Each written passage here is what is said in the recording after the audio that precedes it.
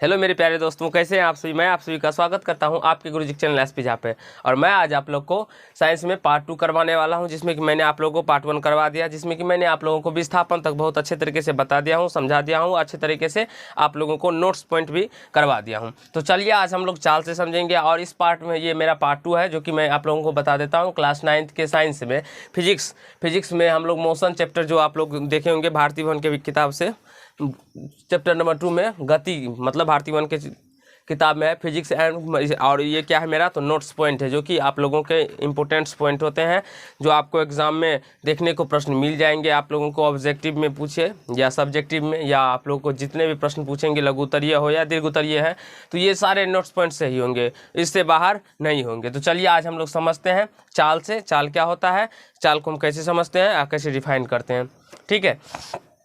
और अगर आप लोग ने पार्ट 1 नहीं देखा है तो इस वीडियो के डिस्क्रिप्शन में आप लोग को पार्ट 1 मिल जाएगा, तो आप लोग शुरू से देखिए।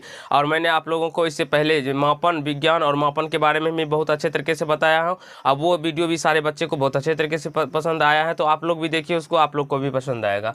अब देखिए यहाँ पे सबसे पहले हम चाल का बात करते हैं। चाल यानी कि स्पीड क्या होता है। तो आप लोग मान लो कोई गाड़ी चलाता है, कोई बाइक चलाता है, कोई मोटरसाइकिल, आप बोल सकते हैं कार चलाता है, तो वो क्या कौन सी दूरी मतलब वो जो चलाता है तो वो क्या होता है मेरा, तो चाल होता है। मतलब उसके द्वारा जो तय समय के अंतराल में जो हमारा दूरी तय होता है ना, जितने यानी कि 5 घंटा में 10 किलोमीटर, 4 घंटा में 2 किलोमीटर, उससे जो मेरा चाल निकल के आता है, वो मतलब निकल के आता है, वही मेरा क्या होता है, तो चाल होता है। तो यहाँ पे देखिए कैसे मैंने चाल को डिफाइन किया। तो आप लोग इस प्रकार ही बोल सकते हैं, कैसे, जो इकाई समय में तय की गई दूरी को, मतलब कुछ समय होना चाहिए। अब ऐसा थोड़ी ना होता है जो बिना समय में ही हम दूरी तो तय कर ले। अगर हम यहाँ पे रुके हुए हैं तो अभी हम विराम की अवस्था में हैं, और जैसे ही हम यहाँ पे आए, इसका मतलब 1 सेकंड में तो हम कुछ ना कुछ दूरी तय किए, चाहे वो समय अंतराल छोटा ही क्यों ना हो, समय छोटा ही क्यों ना, लेकिन कुछ ना कुछ तो दूरी हम जरूर तय किए, और समय भी हमारा कुछ ना कुछ लगा, तो हमारा चाल भी होगा उसमें कुछ। अब देखिए यहाँ पे किसी वस्तु द्वारा एक छोटे समय अंतराल में, मतलब छोटे समय अंतराल का मतलब हुआ जो 1 सेकंड, 2 सेकंड, 3 सेकंड, यानी उससे भी छोटा हो सकता है, ठीक है ना। छोटे समय अंतराल में तय की गई दूरी और उस समय अंतराल के अनुपात को हम क्या कहते हैं, तो चाल कहते हैं। यानी कि जो दूरी तय होता है मेरा, उसमें अगर हम समय से भाग दे देंगे तो मेरा चाल निकल के आ जाएगा। तो चाल बराबर क्या होता है, तो दूरी बटा समय, दूरी बटा समय। मान लीजिए एक बाइक है, एक ये मान लीजिए क्या है, तो बाइक है। अब मान लीजिए बाइक है या कार है, कुछ भी मान सकते हैं इसको, ठीक है। ये मान लीजिए कार है, ये चक्का लगा हुआ ये कार है, और ये जा रहा है। तो 5 घंटा में इन्होंने 10 किलोमीटर की दूरी तय की। 5 घंटा में कितना दूरी तय किया, तो 10 घंटा, मतलब 10 किलोमीटर की दूरी तय की। 5 घंटा जब ये कार चला, मतलब 5 घंटा चला कहाँ से, ये मान लीजिए आप लोग सुपौल से दरभंगा की ओर चला, या कहीं से भी मान सकते हैं, पटना से मान लीजिए दिल्ली की ओर चला, तो 5 घंटा में ये कहाँ पहुंच गया, तो 10 किलोमीटर दूरी तय करके मान लीजिए ये उत्तर प्रदेश पहुंच गया, यूपी पहुंच गया, उत्तर प्रदेश पटना से, ठीक है। तो 5 घंटा में ये उत्तर प्रदेश, इसकी चाल क्या हो जाएगी, तो चाल बराबर क्या होता है, तो दूरी कितना तय किए, 10 किलोमीटर। अब बट समय कितना लगा, 5 घंटा, तो 5 से 5 काट देंगे तो ये 2 किलोमीटर प्रति घंटा क्या हो जाएगा, इसका चाल हो जाएगा। तो यही से यहाँ पे भी कहा, मतलब हमने आप लोगों को बताया है, जो किसी वस्तु द्वारा एक छोटे समय अंतराल में, कोई वस्तु हमारा एक छोटा समय अंतराल में भी जितना दूरी तय करता है, और उस समय अंतराल के अनुपात को हम क्या बोलते हैं, तो चाल कहते हैं, ठीक है। अब देखिए चाल का यहाँ पे देखिए नोट्स पॉइंट लिखे, तो ये भी याद रखिएगा आप लोग, जो चाल बराबर दूरी बटे समय।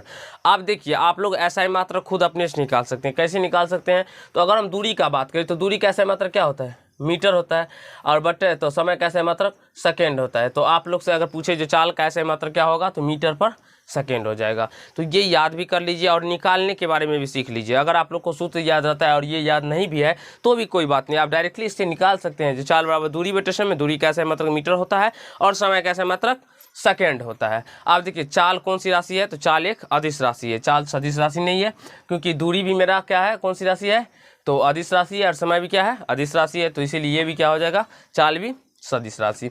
आप देखिए एक समान चाल क्या होता है। देखिए यदि कोई वस्तु बराबर समय अंतराल में, अगर मान लीजिए बराबर समय अंतराल का बात करता है, हम यहाँ पे समझाते हैं।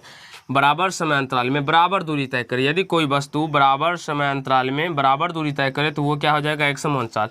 मान लीजिए यहाँ पे 2 kilometre, 2 metre, 4 metre, 6 metre, 8 metre, 10 metre, ये मेरा दूरी है। ये क्या है, दूरी है, और ये नीचे में क्या है मेरा, तो समय है मान लीजिए। और यहाँ पे ले लेते हैं 0 1 2 3 4 5, ये समय ले लिए, ठीक है, कहीं से कोई प्रॉब्लम नहीं, ठीक है। देखिए अब देखिए, अगर कोई गाड़ी है मेरा, वो गाड़ी क्या करता है, तो मान लीजिए जब वो 1 सेकंड में 2 मीटर की दूरी तय करता है, और फिर वो दूसरे सेकंड में वो क्या करता है, तो 4 मीटर की दूरी तय करता है, तीसरे सेकंड में 6 मीटर की दूरी तय करता है, चौथे सेकंड में 8 मीटर की दूरी तय करता है। इस प्रकार से वो दूरी तय करता है। तो यहाँ समझिए, यदि कोई वस्तु बराबर समय अंतराल में, बराबर समय अंतराल यानी कि 1 से 2 कितना सेकंड, 1 ही सेकंड हुआ, फिर 2 से तीसरा सेकंड पे गया तो फिर 1 ही सेकंड लगा, 3 से चौथा सेकंड पे जाएगा तो फिर 1 ही सेकंड लगेगा, फिर 4 से 5 पे जाएगा तो फिर 1 ही सेकंड लगेगा, मतलब समय अंतराल एक ही है, बदल नहीं रहा है। तो वही बोल रहा है मेरा यहाँ पे, यदि कोई वस्तु बराबर समय अंतराल में, समय का अंतराल यानी कि दोनों समय को जो हम घटाएंगे तो उसका अंतराल जो होगा वो बराबर होना चाहिए। अब 2 में से 1 को घटाइए तो 1, 3 में से 2 को घटाइए तो 1, 4 में से 3 को घटाइए, यानी कि समय का अंतराल हमारा एक ही है, इससे बढ़ नहीं रहा है। तो वही यहाँ पे भी बोल रहा है, यदि कोई वस्तु बराबर समय अंतराल में बराबर दूरी तय करे, अब दूरी भी बराबर तय करे। अब देखिए 1 सेकंड में कितना दूरी तय किया था, तो 2, फिर दूसरे सेकंड में कितना तय कर गया, 4, यानी कि 2 से कितना बढ़ गया, 2 बढ़ गया, फिर तीसरे सेकंड में कितना तय कर गया, 6, तो 4 से कितना बढ़ गया, 2, यानी कि दूरी भी क्या है, 2 ही बढ़ रहा है, और समय 1 बढ़ रहा है, यानी कि समय भी हमारा समान है, मतलब समय का अंतराल जो है वो भी समान है, और दूरी का अंतराल भी है, वो क्या भी, वो भी समान है। तो यहीं पर जब यदि कोई वस्तु बराबर समय अंतराल में बराबर दूरी तय करे, चाहे वह समय अंतराल कितना ही छोटा क्यों ना हो, तो कहा जाता है कि वह एक समान चाल से चल रही है। तो इस प्रकार से अगर कोई दूरी तय करे तो वो क्या हो जाएगा, तो एक समान चाल हो जाएगा।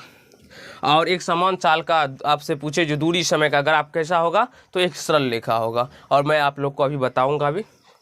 तो आशा करता हूँ ये आप लोग को एक समान चाल समझ में आ गया होगा। जो बराबर समय भी मेरा समान लग रहा है, इसमें भी 1 सेकंड, इसमें भी 1 सेकंड, इसमें भी 1 सेकंड, इसमें भी 1 सेकंड, और दूरी भी 2-2 करके बढ़ रहा है, इसलिए समय और क्या हुआ, समान है मेरा। आप निकाल भी सकते हैं एक समान चाल, जैसे कि दूरी बराबर चाल बराबर क्या होता है, दूरी बटे समय। तो यहाँ पे 2 मीटर दूरी गया है 1 सेकंड में, तो 2/1 यानी कि 2 मीटर पर सेकंड इसका चाल हो गया। दूसरा में निकालिए, दूसरा में 4 मीटर गया है कितना सेकंड में, 4 मीटर गया 2 सेकंड में, तो 4/2 यानी कि 2 मीटर पर सेकंड। यहाँ से भी तीसरा में 6 गया है 3 सेकंड में, तो 3 2 6 3 मीटर पर सेकंड, 2 मीटर पर सेकंड। देख सकते हैं आप लोग 2 2 2 सब में निकल के आ रहा है। इसका मतलब चाल मेरा क्या है, एक समान है, चाल मेरा नहीं बदल रहा है।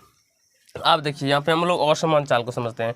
तो यदि कोई वस्तु समान समय अंतराल में जब असमान दूरी चलती है, यानी कि समय का अंतराल तो हमारा समान रहेगा, लेकिन वो दूरी अब असमान चलेगा। अब जैसे कि यहाँ पे 2 चल रहा था, कभी 6 चला जाएगा, कभी 8 चला जाएगा, कभी 7 चला जाएगा, कभी 15 चला जाएगा, कभी 10 चला जाएगा मीटर, इतना दूरी तय कर लेगा 1 सेकेंड में। कभी मतलब कभी गाड़ी का अब मान लीजिए कोई बाइक चल रहा है, अगर वो 4 मीटर प्रति सेकंड की रफ्तार से कंटिन्यू जा रहा है, तो वो इसका समान चाल हो गया, उसका क्या हो जाएगा, समान चाल। लेकिन वही बाइक क्या करेगा, अगर मान लीजिए कोई लुच्चा लफंगा स्टार्ट करता है बाइक को, तो वो शुरू में क्या करता है, जब वो अपने घर के पास रहता है तो पूरा धीरे धीरे चलाता है, जिससे उसके मम्मी पापा क्या समझे कि वो मेरा बेटा बहुत अच्छा है और गाड़ी बहुत अच्छा चलाता है। लेकिन जब वो मार्केट में आता है, फिर क्या करता है, इतना एक्सीलरेटर देता है जो इतना जल्दी फास्ट कर लेता है गाड़ी को, कभी स्लो कभी फास्ट, कभी स्लो कभी फास्ट करता रहता है। इसका मतलब वो क्या हुआ, तो वो असमान चाल से जाला है, उसका चाल कभी बराबर नहीं होगा, ठीक है।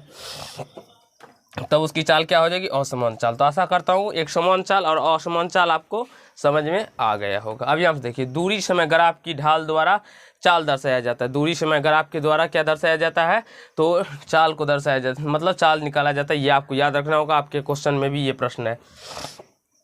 देखिए, यदि कोई वस्तु एक समान चाल से गतिशील है, तो उसका क्या होगा, अगर गतिशील है तो चाल समय मतलब दूरी समय ग्राफ एक सरल होगा।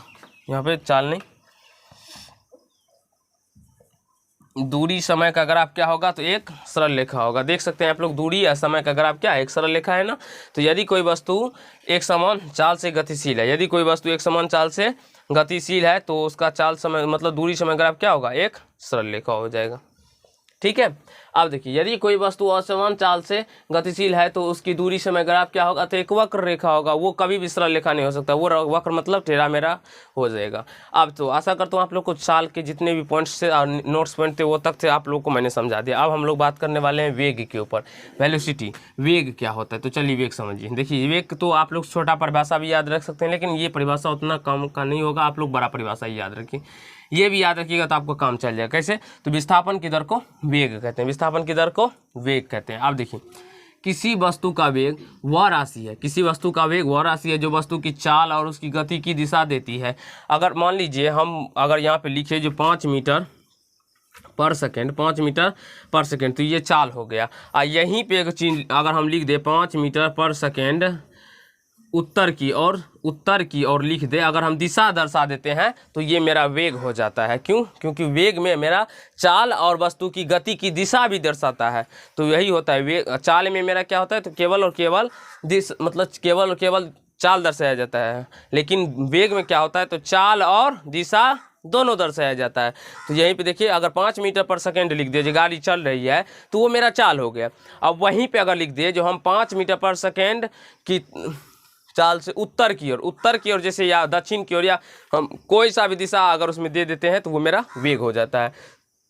तो यही आप लोग समझ गए होंगे वेग का परिभाषा। अब देखिए विस्थापन की दर को वेग कहते हैं, ये आप लोग याद रखेंगे, वेग बराबर विस्थापन बटा समय। अगर आप लोग को ये सूत्र याद रहता है, मतलब याद होगा और याद रहता है, तो आप लोगों को SI मात्रा निकालने में कहीं से कोई कठिनाई नहीं होगी। देखिए सबसे पहले विस्थापन का अगर SI मात्रा का बात करें तो मीटर होता है, और समय का SI मात्रा का बात करें तो सेकेंड होता है। तो इसका भी SI मात्रा क्या हो जाएगा, मेरा मीटर पर सेकेंड हो जाएगा। आप समझिए यहाँ पे वेग क्या SI मात्रा क्या होता है, तो मीटर पर सेकेंड होता है। तो समझ गए होंगे। आप देखिए वेग कौन सी राशि है, तो वेग सदिश राशि है।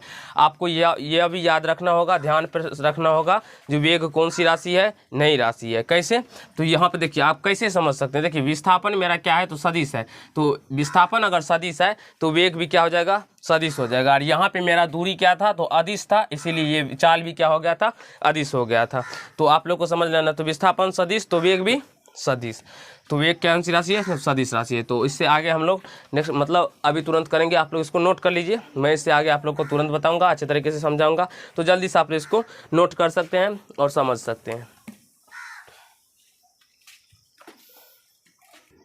तो चलिए फ्रेंड हम लोग इससे आगे समझते हैं। तो हम लोगों ने इससे पहले अभी वेग तक समझ चुके थे, अब हम लोग समझने वाले हैं चाल और वेग में अंतर, यानी कि चाल और वेग में क्या अंतर होता है, नहीं होता है, उसको समझने वाले हैं। तो देख सकते हैं आप लोग, मैंने यहाँ पे लिखा है सबसे पहले चाल और वेग, इस प्रकार से आप लोग दे देंगे, या डायरेक्टली ऐसे लाइन भी करके भी लिख सकते हैं, यानी कि चाल यहाँ पे लिख दीजिएगा और उसके बाद चाल के जितने नोट्स पॉइंट होंगे ये यहाँ पे, उसके बाद वेग लिख दीजिएगा, फिर जितने नोट्स पॉइंट होंगे वहाँ पे। तो आपको जिस तरीका से मतलब जिस तरह से लिखने का इच्छा हो उस तरह से लिख सकते हैं। तो सबसे पहले यहाँ पे मैंने 1 नंबर में देखेंगे आपके इसके अंतर में परिभाषा दिया हूँ। अगर आप लोग भी यहाँ पे परिभाषा लिख देंगे, आप ऐसे परिभाषा नहीं लिख दीजिएगा, इसका जो परिभाषा होता है चाल का, जो मैंने आप लोगों को परिभाषा लिखाया हूँ इससे पीछे ही, तो वो आपको लिखना है यहाँ पर भी, और वेग की परिभाषा जो मैंने आप लोग को लिखाया हूँ तो यहाँ पर भी लिखना है। तो चाल का परिभाषा आप लोग को पता ही होगा जो क्या होता है। तो चाल का परिभाषा होता है किसी वस्तु द्वारा एक छोटे समय अंतराल में तय की गई दूरी को हम लोग क्या बोलते हैं, तो चाल बोलते हैं। एक समय अंतराल में तय की गई दूरी और उस समय अंतराल के अनुपात को हम लोग चाल बोलते हैं। और वेग क्या होता है, तो विस्थापन की दर को बोलिए तो उसे हम लोग वेग कहते हैं, या छोटा परिभाषा हो या बड़ा परिभाषा हो, लेकिन आपको यहाँ पे परिभाषा लिखना होगा। उसके बाद जितना है वो सभी आप लोग को नोट कर लीजिएगा। क्या, तो चाल बराबर दूरी बटे समय, ये तो आपको ही पता है और सभी बच्चे को पता है। और वेग बराबर विस्थापन बटे समय, ये क्या है ना, तो अंतर बताता है। इसमें दिशा नहीं होती है, किसमें, चाल में दिशा नहीं होती है और इसमें दिशा होती है, वेग में दिशा होती है। चाल एक अदिश राशि है और वेग एक सदिश राशि है। चाल में परिवर्तन उसके परिमाण में परिवर्तन से होता है, चाल में जो परिवर्तन होगा उसके परिमाण में परिवर्तन से होगा, लेकिन वेग में परिवर्तन उसके परिमाण एवं दिशा दोनों में परिवर्तन से होगा। तो आशा करता हूँ ये चाल और वेग में अंतर आपको समझ में आ गया होगा। अब हम लोग एक्सीलरेशन की बात करेंगे, जिसमें कि हम लोग त्वरण को समझेंगे, जो त्वरण क्या होता है नहीं होता है, अच्छे से समझना है, मतलब आप लोग को समझना है। कैसे, देखिए समय के साथ वेग में परिवर्तन की दर को हम लोग क्या बोलते हैं, तो त्वरण बोलते हैं। समय के साथ वेग में परिवर्तन की दर को हमको क्या बोलते हैं, तो त्वरण बोलते हैं। तो त्वरण बराबर क्या होता है, तो वेग में परिवर्तन बट समय। आप लोग इसे त्वरण को हम लोग ए से सूचित करते हैं, कैपिटल स्मॉल ए से। तो ए बराबर क्या हो जाएगा, तो वेग में परिवर्तन का होता है v minus u by t. तो यहाँ पे आप लोग समझने के लिए मैं आप लोग को एक एग्जांपल दे देता हूँ जिससे आप लोग समझ जाएंगे। सबसे पहले आप लोग यहाँ पे समझिए, अगर वेग का बात करें तो वेग दो प्रकार का होता है, वेग दो प्रकार के होते हैं। एक u यानी कि प्रारंभिक भी,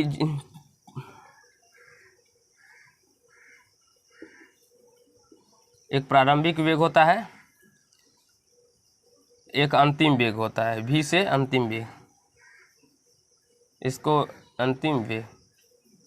वेग दो प्रकार के होते हैं, एक प्रारंभिक वेग और एक अंतिम वेग। तो u क्या होता है, तो मेरा प्रारंभिक वेग होता है, u क्या होता है, प्रारंभिक वेग होता है, और v क्या होता है, तो वो अंतिम वेग होता है। तो मान लेते हैं हम कोई गाड़ी शुरू में 5 मीटर पर सेकंड की रफ्तार से चल रहा है, कोई गाड़ी है जो 5 मीटर पर सेकंड की रफ्तार से चल रहा है, 5 मीटर पर सेकंड की रफ्तार से वो चल रहा है, और 10 सेकंड के बाद, और क्या होगा, 10 सेकंड के बाद उसका मान लीजिए वो 20 मीटर प्रति सेकंड की रफ्तार से चलने लगा, 20 मीटर प्रति सेकंड की रफ्तार से, यहाँ पे लिख देते हैं, दिखाई आपको नहीं पड़ रहा होगा, 5 मीटर पर सेकंड, ये उसका u यानी शुरू प्रारंभिक वेग हुआ। और अंतिम वेग यानी कि 10 सेकंड के बाद, 10 सेकंड बाद क्या हो जाएगा उसका वेग, तो उसका वेग मान लेते हैं हम लोग 25 मीटर पर सेकंड हो जाता है।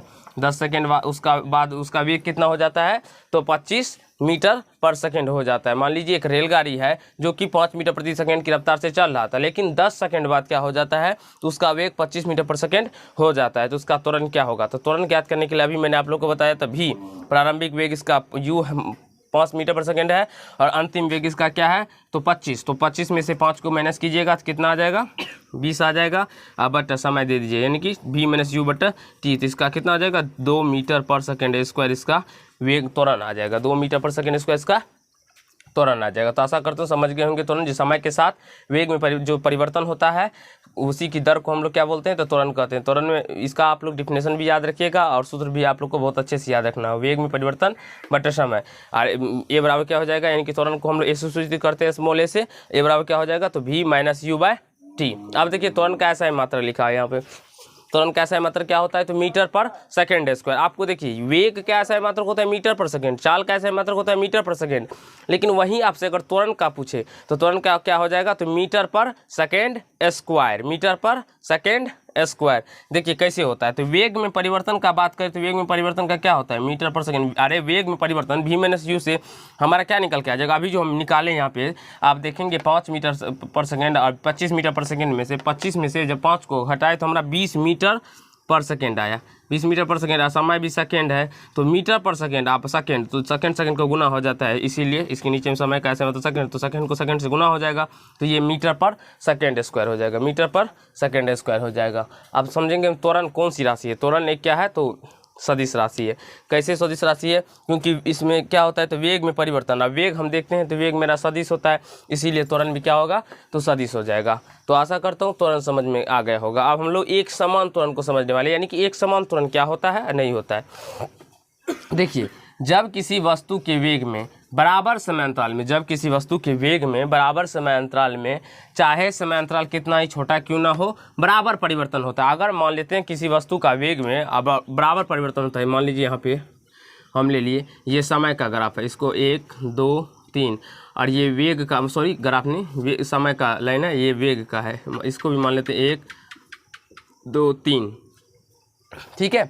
तो बराबर किसी वस्तु के वेग में बराबर समय अंतराल में बराबर, यानी चाहे समय अंतराल कितना ही छोटा क्यों ना हो, बराबर परिवर्तन होता है, और वेग में भी बराबर परिवर्तन होता है और समय में भी बराबर परिवर्तन होता है। कहने का मतलब ये हुआ, जब अगर ये एक है, मतलब 1 सेकेंड में 1 मीटर जाता है, फिर 2 सेकेंड में 2 मीटर जाएगा, 3 सेकेंड में 3, मतलब 3 सेकेंड में वो 3 मीटर पर सेकेंड की रफ्तार से चल रहा है, यानी कि तो बराबर समय। इसमें भी देखेंगे तो 1 सेकेंड का अंतराल है, इसमें भी फिर यहाँ से 1 सेकेंड का अंतराल है, और इसमें भी देखेंगे तो सेम, यानी कि यहाँ पे 1 मीटर, मान लीजिए 1 मीटर पर सेकंड की रफ्तार से वेग बढ़ रहा है, तो 1 मीटर की सेकंड की रफ्तार से वेग बढ़ रहा है यहाँ पर भी, तो ये क्या हो जाएगा, तो मेरा एक समान वेग हो जाएगा। और एक समान वेग का ग्राफ क्या होता है, तो एक सरल रेखा हो जाएगा, सॉरी एक समान त्वरण, एक समान वेग का नहीं, एक समान त्वरण का। तो जब किसी वस्तु के वेग में बराबर समय अंतराल में, समय का अंतराल भी देखेंगे तो आप 2 में से 1 माइनस कीजिए तो 1 सेकेंड आता है, 2 माइनस 3 में से 1 मतलब माइनस कीजिएंगे तो कितना आता है, 1 सेकेंड आता है, यानी कि इसका समय अंतराल जो निकालिएगा ना तो वो 1 सेकेंड करके ही आएगा।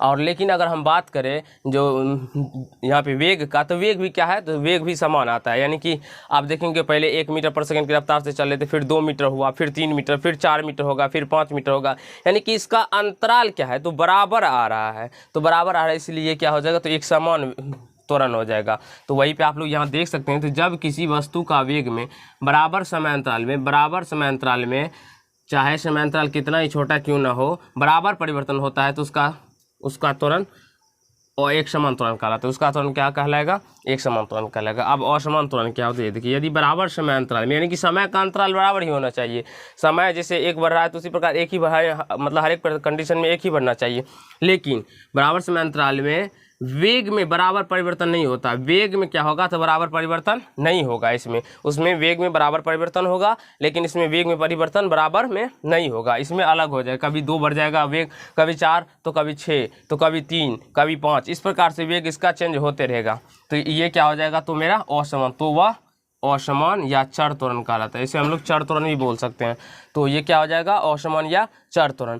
अब यहाँ पे देखेंगे तो हमने लिखा है जी ऋणात्मक त्वरण। ऋणात्मक त्वरण, देखिए त्वरण का मान प्लस में भी होता है और माइनस में भी होता है। त्वरण का मान प्लस में भी होता है और माइनस में भी होता है। आपसे पूछे त्वरण का मान प्लस माइनस हो सकता है, दोनों में हो सकता है, तो हाँ लिखेंगे हाँ, लेकिन हम लोग माइनस में नहीं लिखते हैं, उसे मंदन लिखते हैं। तो ऋणात्मक त्वरण को क्या बोलते हैं हम लोग, मंदन। ये आपसे एग्जाम में बहुत बार ऑब्जेक्टिव में हो या डायरेक्टली प्रश्न के रूप में भी पूछ दिया जाएगा, जो मंदन किसे कहते हैं। तो आप लोग को डायरेक्टली यही लिखना है, जो ऋणात्मक त्वरण को क्या बोलते हैं हम लोग, तो मंदन बोलते हैं। तो आशा करता हूँ आप लोग को तुरंत तक बहुत ही अच्छे तरीके से क्लियर हो गया होगा और आप लोग को अच्छा भी लगा हो ये सारे नोट्स पॉइंट्स के बारे में जानकर। तो आप क्या कीजिए, तो सभी को जितने पॉइंट्स मैंने आप लोग को बताया उसको अपने अपने कॉपी पे लिख लीजिए और इतना अच्छा तरीका से इसको याद कर लीजिए। अगर आप लोग इसको याद कर लेते हैं तो आपके जितने भी प्रश्न आगे में होंगे वो सारे प्रश्न आपको बन जाएंगे। और वैसे मैं आप लोग को प्रत्येक प्रश्न भी करवा देता हूँ, तो आप लोग देखते होंगे। तो अब हम लोग पार्ट 3 में, जिसमें कि हम लोग समझने वाले हैं गति के नियम के बारे में, तो जिसमें हम लोग समझेंगे v = u + at, s = ut + ½ at, और ये सभी को साबित भी करेंगे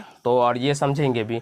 तो आप लोग इसको नोट कर लीजिए। और आज के पार्ट में हम लोग इतना ही करने वाले हैं। अगर आप लोग को वीडियो अच्छा लगा होगा तो लाइक कीजिएगा, कमेंट कीजिएगा और शेयर कीजिएगा। और चैनल पर नए होंगे तो चैनल को सब्सक्राइब कर लीजिएगा और बेल आइकन को भी प्रेस कर लीजिएगा, जिससे मेरे हर एक वीडियो का नोटिफिकेशन आप तक पहुँचता रहे। और आपको मैं इसी तरीके से क्लास 9, 10th जितने भी मतलब प्रकार के आएंगे, अभी पहले मैं आप लोग को 9 कंप्लीट करूँगा, फिर 10, फिर 11th, फिर 12th, सारे सब्जेक्ट जिसमें कि आप लोगों को अधिकतर, जिसमें कि मैथ और साइंस के बारे में आपको डिटेल्स में जानकारी मिलेगी और आपका कंसेप्ट भी क्लियर होगा। तो आशा करता हूँ दोस्तों आपको समझ में आया होगा। तो इस पार्ट में हम लोग इतना ही करेंगे। नेक्स्ट पार्ट में इससे आगे हम लोग गति के नियम के बारे में समझेंगे और उसे अच्छे तरीके से समझने का प्रयास करेंगे। धन्यवाद।